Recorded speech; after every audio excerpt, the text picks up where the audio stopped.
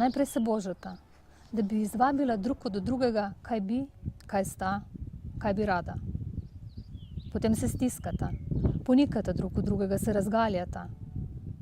Potem se tolčeta, da bi izvedela še kaj več od tega, kar si, kar je, kar sta. Potem zarežeš ti in povrhnjica se razpre. Vidiš, da je pod kožo mnogokraten in da se lahko tudi vsa njegova okostja poljubno sestavljajo v nove kombinacije. Potem zareže on. Zacveti rdeče meso, priteče kvašena kri.